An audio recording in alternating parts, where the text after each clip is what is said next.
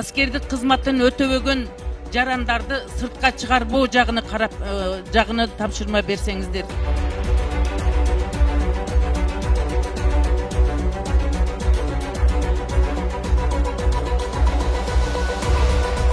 Россияга чыгып кетип, мигранттардын санын көбөйткөн кыз келиндерибиздин саны көбөйүп атат.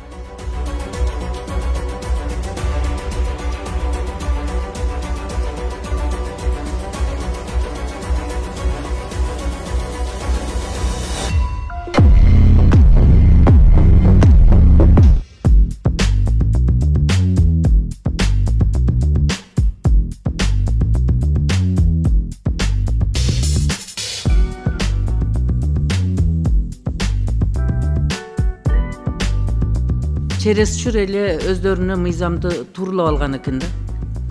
Азыркы эми сумманы көрүп эсиң ойт да, прокурор болуп туруп өлгүң келет да, чындыгындачы. Депутаттарга жетишерлик шарт жок. Машинеси жоктор бар, үй жоктор бар, айлык менен жашагандар бар. Анан миңдеген арыздар келет, бир жардамчы менен эмне жумуш аткарат депутат. Сөзсүз түрдө бир консультант, бир помощник болуш керек, эгер депутат толук кандуу иштей турган болсо. Болбосо болбойт. Анан жана бензин, башка дегениңер ал болбогон нерсе, ал толук кандуу депутатка шартты түзүш керек, кайрадан бүт карап чыгып. Мына сиздердин долбоордо чет өлкөлүк агент деген макамды берүү жөнүндө беренеге өзгөртүү киргизилбептир. Силер кыргыздын душманы экенсиңер, койчой. Уялбайсыңар. Сөз эркиндиги үчүн. Сөз эркиндиги үчүн. Хватит принимать законы. Хватит принимать законы. Купуялуулук сакталыш керек.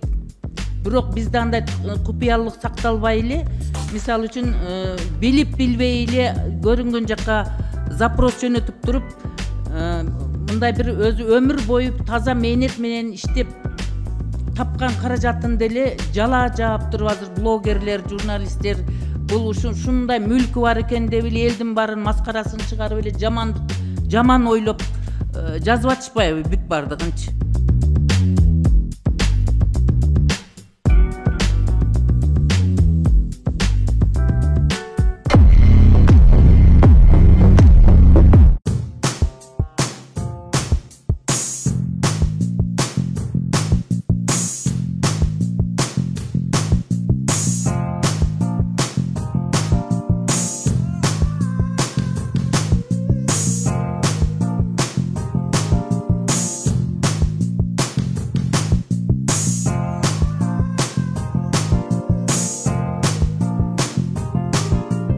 Салтында аялы төрөп атса эркекти жанына киргизип койгон эмес.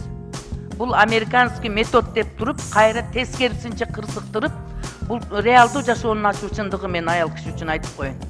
Ошондуктан толгоосу бышпай аялдарыбыздын 60-70% кесерова менен төрөлүп, 1-2ден ашык төрө албай калып атат.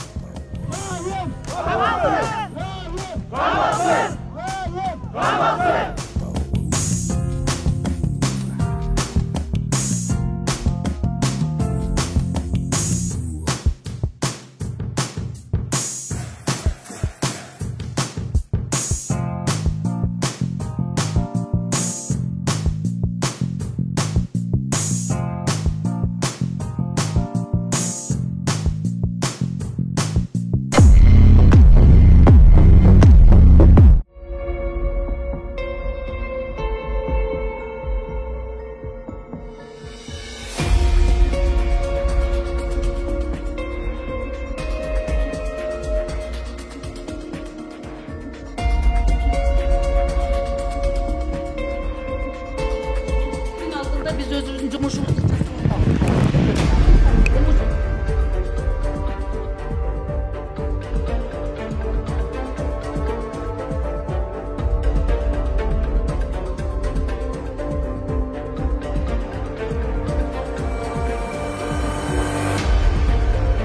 TikTok деген нерсеге тыюу салган маселени карап көрүңүздөр, жолдош генерал. Көрүнгөн кыска метраждуу көрүнүштөрдү, окуяларды тартышып, ушундай окуялар чыгып атат да. Көп өспүрүмдөрдүн арасындачы.